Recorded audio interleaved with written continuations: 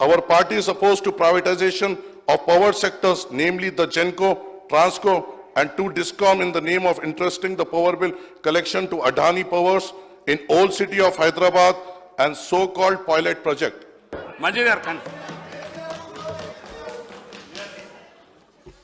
Panel Speaker, sir.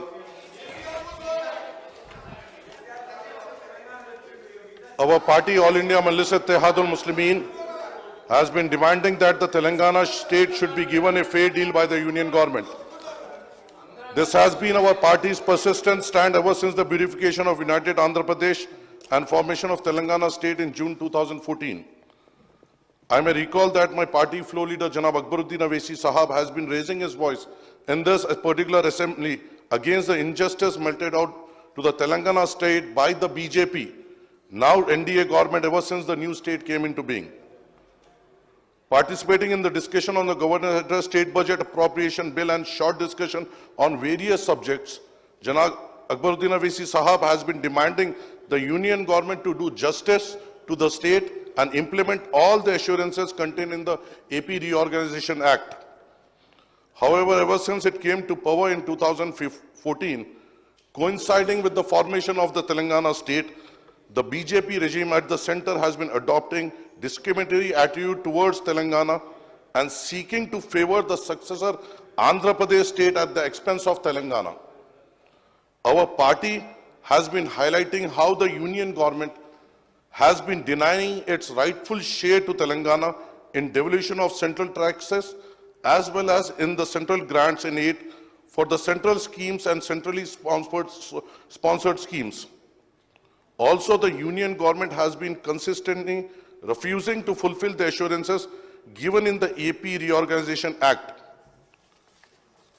We, All India Majlis Ittehadul Muslimin, have consistently said that the successive union budgets since 2014 till date have been unfair to Telangana state. Telangana state's share of central devolution has been fixed at 2.10% as against AP's share of 4.05% on the recommendation of 15th Finance Commission. For instance, in the financial year 23-24, Telangana received only 23,216 crores as share in central taxes as against rupees 44,699 crores released to Andhra Pradesh. Also, Andhra Pradesh was given additional grants for its new capital Amravati and Polavaram project and for its budgetary deficit. In the union budget for 24-25 presented by the finance minister, Telangana is allocated 26,216 crores as against 50,475 crores for AP. The union finance minister also made a reference to AP Reorganization Act and announced that AP would be provided rupees 15,000 crores as additional grants in the current year and similar amounts in the future years.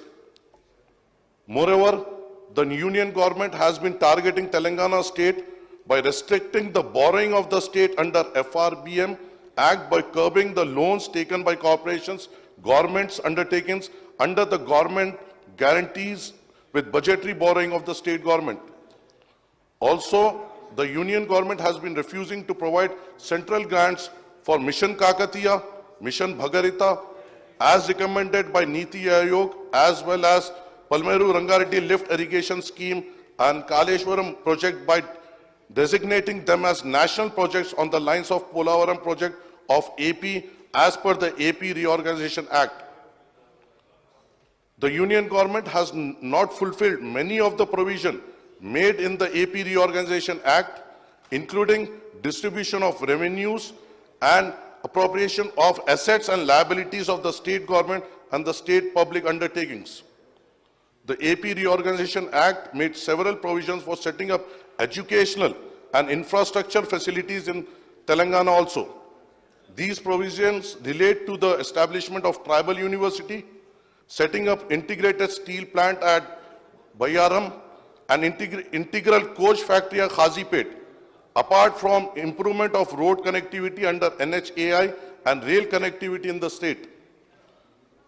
The union government has also refused to release the central grants for the development of backward districts in Telangana.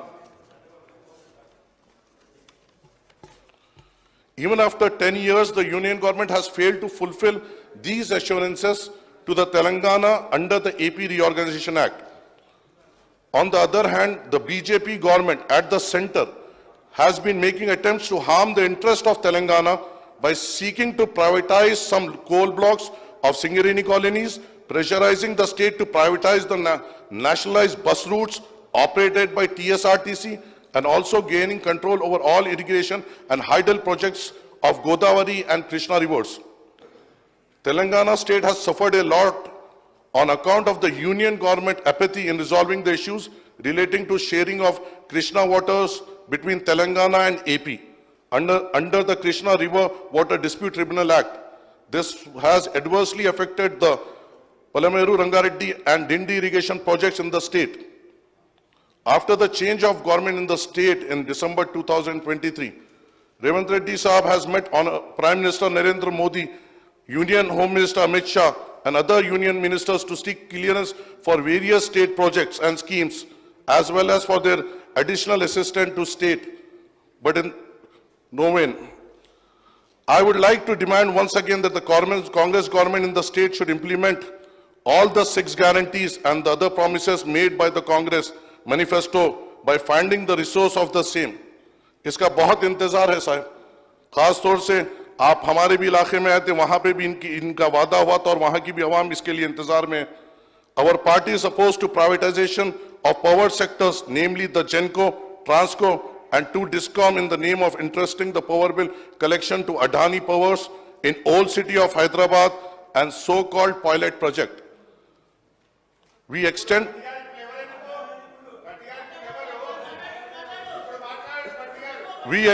full support to the Telangana government in its fight to secure the state rightful share or central resources and to ensure all the promises and assurances to the Telangana under AP Reorganization Act. Thank you, sir.